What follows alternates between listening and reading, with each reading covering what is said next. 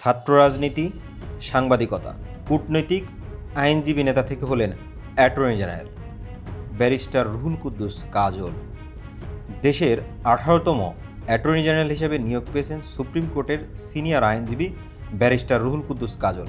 তিনি সাংবিধানিক ক্রম 8ম এই পদের অ্যাডভোকেট আসাদুজ্জামানের স্থলাভিষিক্ত হচ্ছেন। ব্যারিস্টার রুহুল কুদ্দুস কাজলের জন্ম ঝিনাইদহ জেলার মহেশপুর উপজেলায়। তিনি 1986 সালে মহেশপুর হাই স্কুল থেকে এসএসসি, 1988 সালে ক্যান্টনমেন্ট কলেজ যশোর থেকে এইচএসসি পাশ করেন।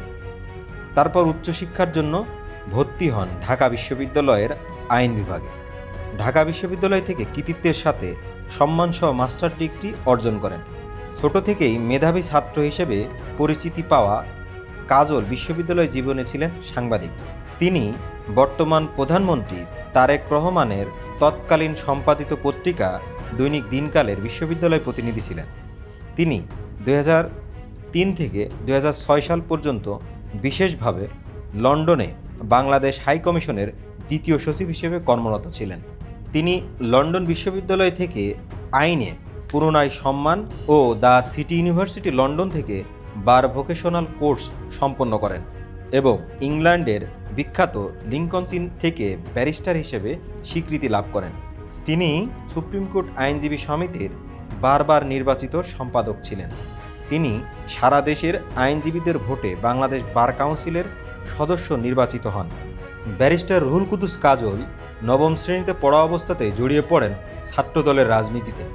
তিনি বলেন, শহীদ প্রেসিডেন্ট জিয়াউর রহমানের আদর্শের প্রতি অনুরক্ত হয়ে তার ছাত্র রাজনীতিতে যুক্ত হওয়া। তিনি খুব অল্প বয়সেই অর্থাৎ বিশ্ববিদ্যালয়ে ভর্তি হওয়ার পূর্বেই মহেশপুর উপজেলা ছাত্রদলের সাধারণ সম্পাদকের দায়িত্ব পালন করেছেন।